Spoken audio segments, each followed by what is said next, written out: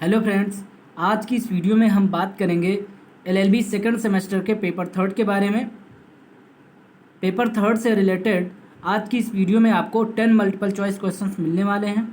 अगर आप हमारे चैनल पर पहली बार आए हैं तो चैनल को सब्सक्राइब जरूर करिए और साथ में बेल ऑन कर लीजिए नोटिफिकेशन पाने के लिए। और वीडियो को ज़्यादा से ज़्यादा शेयर करें अपने दोस्तों के बीच, और वीडियो अच्छी लगे तो लाइक करिएगा। तो हमारे साथ वीडियो में अंत तक बने रहिएगा। तो चलिए बात करते हैं मल्टीपल चॉइस क्वेश्चंस की। पहला क्वेश्चन क्या कहता है, कयास तथा इस्तिहसन में अंतर है। तो यहाँ पर आपको बताना है कौन सा ऑप्शन सही है। ए ऑप्शन में कहा है इस्तिहसन विधि शास्त्रियों के स्वयं के न्यायिक ज्ञान पर आधारित विधिक निष्कर्ष हैं और इसमें किसी मूल पाठ का संदर्भ नहीं रहता है, जबकि कयास सुन्ना अथवा इज्मा के किसी निश्चित मूल पाठ पर आधारित विधिक निष्कर्ष हैं। ठीक है। बी ऑप्शन में कहा है कयास की उत्पत्ति दैवी है, ठीक है, जबकि इस्तिहसन की नहीं। और सी ऑप्शन में कहा है ए और बी, और डी ऑप्शन में कहा है कोई नहीं। तो भाई कयास तथा इस्तिहसन में अंतर जो है ए ऑप्शन जो कहा गया है वही सही है। तो इसका मतलब ए ऑप्शन आपका यहाँ पर बिल्कुल सही है।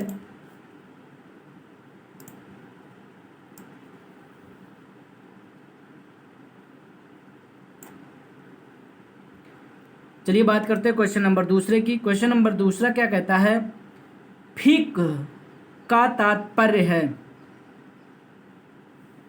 तो चलिए इसके ऑप्शन देखते हैं। पहला ऑप्शन क्या कहता है, मानव तर्क। बी ऑप्शन कहता है न्यायिक निर्णय। सी ऑप्शन में कहा है उपयुक्त दोनों, और डी ऑप्शन में कहा है इनमें से कोई नहीं। तो भैया क्वेश्चन नंबर दूसरे में आपका ए ऑप्शन बिल्कुल सही है, मानव तर्क। फिक का तात्पर्य है मानव तर्क। ए ऑप्शन आपका क्वेश्चन नंबर दूसरे में भी सही है। चलिए बात करते हैं क्वेश्चन नंबर तीसरे की। क्वेश्चन नंबर तीसरा क्या कहता है, कयास का तात्पर्य है।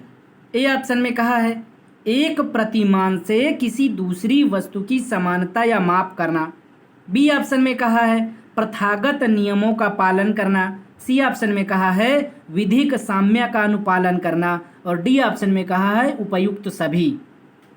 तो भाई कयास का तात्पर्य है, ए ऑप्शन में जो कहा है वही सही है। ठीक है। तो यहाँ पर कयास का तात्पर्य है एक प्रतिमान से किसी दूसरी वस्तु की समानता या माप करना। ठीक है। तो क्वेश्चन नंबर तीसरे में आपका ए ऑप्शन बिल्कुल सही है।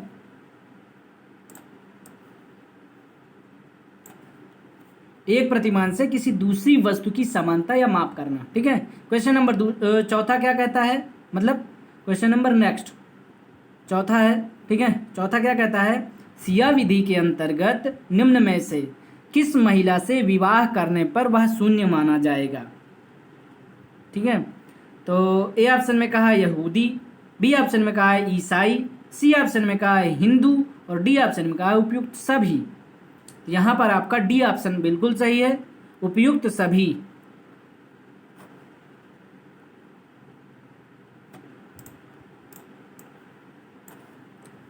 ठीक है। सिया विधि के अंतर्गत निम्न में से किस महिला से विवाह करने पर वह शून्य माना जाएगा।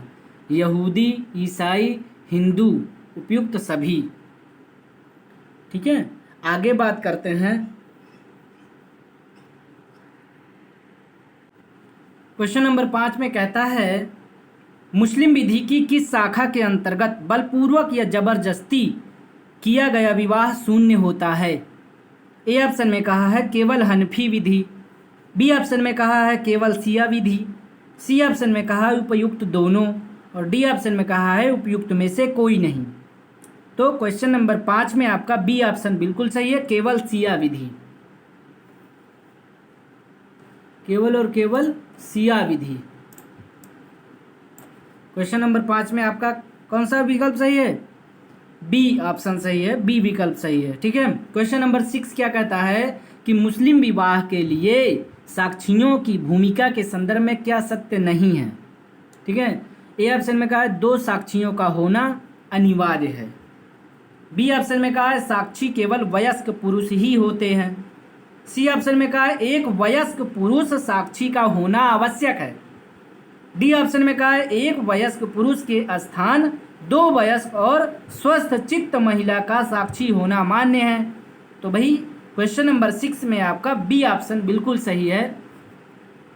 यहाँ पर बताया गया है कि साक्षी केवल वयस्क पुरुष ही होते हैं। ठीक है, चलिए बात करते हैं क्वेश्चन नंबर 7 की। क्वेश्चन नंबर 7 कहता है सिया विधि के अंतर्गत साक्षियों की अनुपस्थिति में किया गया विवाह। तो ए ऑप्शन में कहा है पूर्णतया अविधि मान्य है, बी ऑप्शन में कहा है पूर्णतया विधि मान्य है ना, और सी ऑप्शन में कहा है पूर्णतया अनियमित, और डी ऑप्शन में कहा है इनमें से कोई नहीं, है ना, यही कहा है ना। तो भाई यहाँ पर बी ऑप्शन आपका सही है। समझ गए, पूर्णतया विधि मान्य है। ठीक है, मतलब सिया विधि के अंतर्गत साक्षियों की अनुपस्थिति में किया गया विवाह पूर्णतया विधिमान्य है। ठीक है, अब बात करते हैं क्वेश्चन नंबर 8 की। क्वेश्चन नंबर 8 क्या कहता है इस्लाम का दो संप्रदायों शिया और सुन्नी में विभाजन का मुख्य कारण था। तो ए ऑप्शन में कहा है कि उत्तराधिकार की प्राप्ति का माध्यम वंश परंपरा या चुनाव, बी ऑप्शन में कहा सुन्नियों का पैगंबर के विरुद्ध होना, सी ऑप्शन में कहा शियाओं का पैगंबर के विचारों से मतभेद होना, और डी ऑप्शन में कहा है उपयुक्त में से कोई नहीं।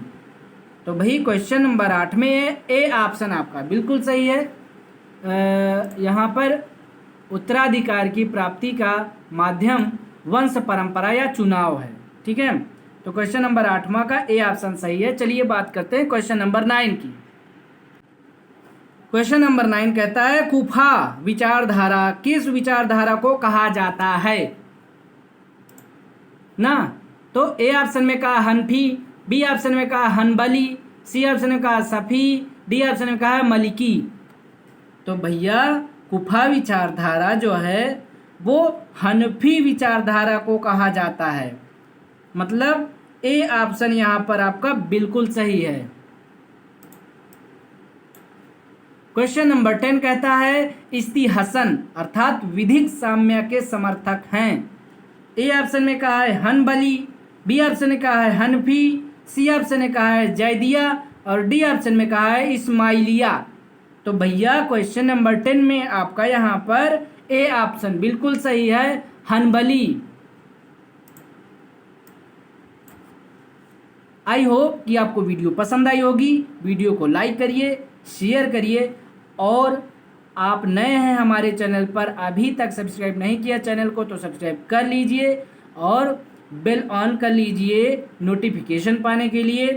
और अब हम आपसे नेक्स्ट वीडियो में मिलेंगे। बहुत बहुत धन्यवाद।